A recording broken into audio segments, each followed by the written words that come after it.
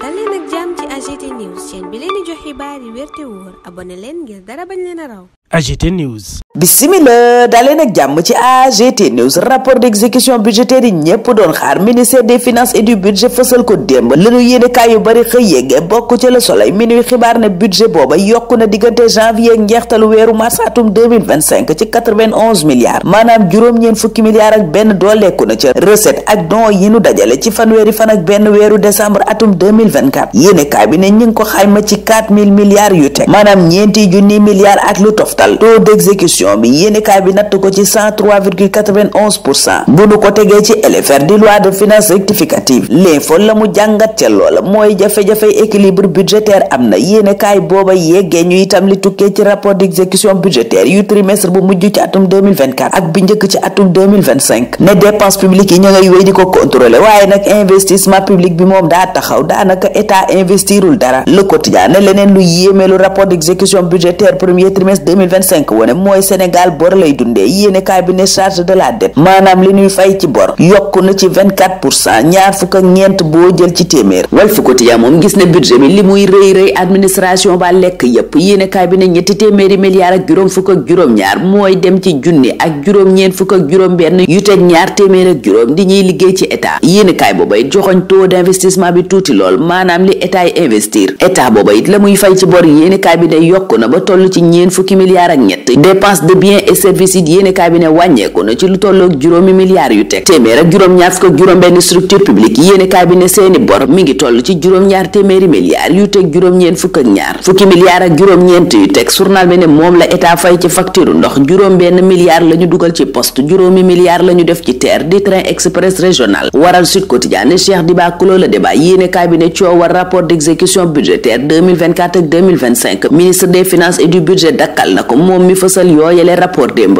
enquête nag gis ca rapport yooye ne deltu ginnaaw gu rëy daa am rawati nag ci wàllu financement ci ressource interne maanaam li état yi jël di ko investir ngir mu jur dara état booba yéenekaay bi ne dajale na junni milliards ci trimestre bu njëkk ci atum 2025 maanaam diggante janvier ak weeru mars mu tolloog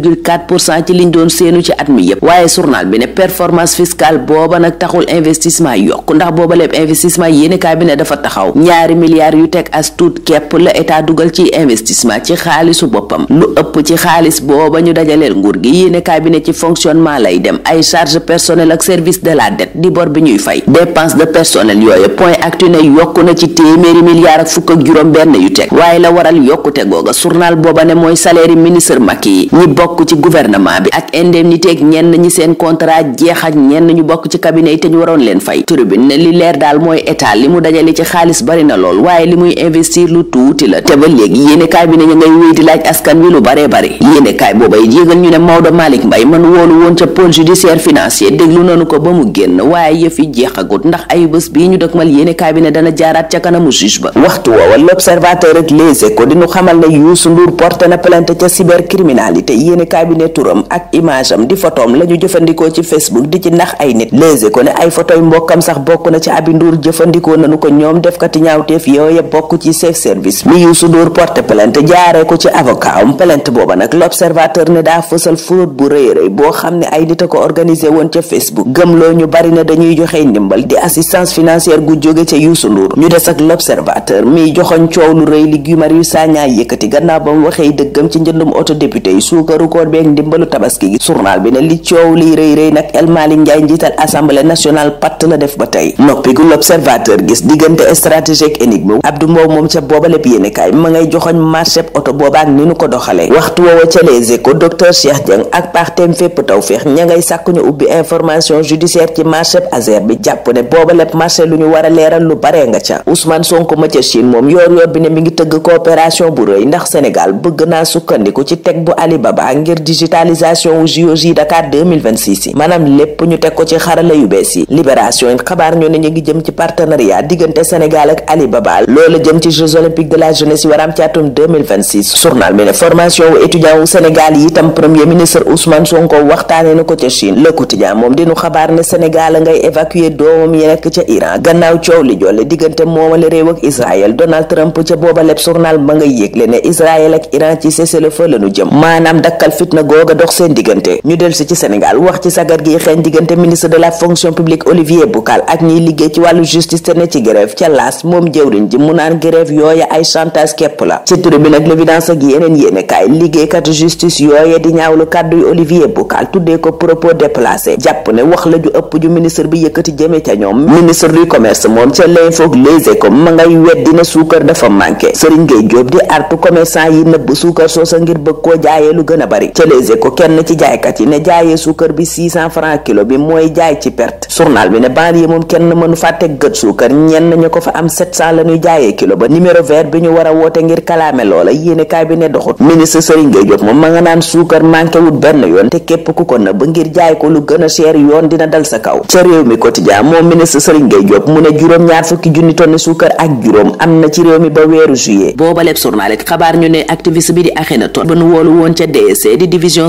cybercriminalité mujjee nanu ko bàyyi gannaaw ba nu ko dégloo. ab plainte ngir kàddu ñàkk war ma moo ko fa yóbbu woon. libération moom yóbbu ñu ca biir bisis mi mu ne ma nga doon dox jëm ca application bu bees bi di may sunu waaye yéeni kaay bi ne ca jamono jooja la ko ay pirate songo def ay virement yu toll ci 211 millions di ñaar téeméeri millions ak fukk ak benn. journal bi ne xaalis booba ñu sàcc nag cryptomonnaie lañu ko mujjee def moo tax Xaadim Xuma gérant société Bamba Global Industries Charles ak liggéeykatam bi di Modou Diom ñoom ñëpp section de recherche teg na leen loxo. yéene kaay boobay di yeggee ñu tiis wu rëy di gone gu am ñeenti weer gu nu sànni ci teen bu kenn jëfandikoo tut. journal ba ne loolaa nga xewee ca Ngaba. fils du tigre di doomi Moustapha Gueye gi ñu bari jàppoon ne daa xew te mu ñàkk combat bu njëkk moom la baayam di dalal xelam ci record naan ko Mbaye Gueye daa ñàkkoon combat wam bu njëkk. Sa Thiès mi gañe combat bi doxoon digganteem ak Zarko moom ca booba lépp journal ma nga naan pare naa ngir Modou Lo. record noppi ca ñooña ñépp def taxaw seetlu wu rëy ci Pape Thiaw gis ne ku mën a gérer équipe nationale la nanuy joué it dal na xel waral yéene kaay bi ne Pape Thiaw une légitimité croissante ñun ca loola la ñuy taxaw ñaanal leen kenn dal ak jàmm dig daje ëllëg incha allah. AGT News.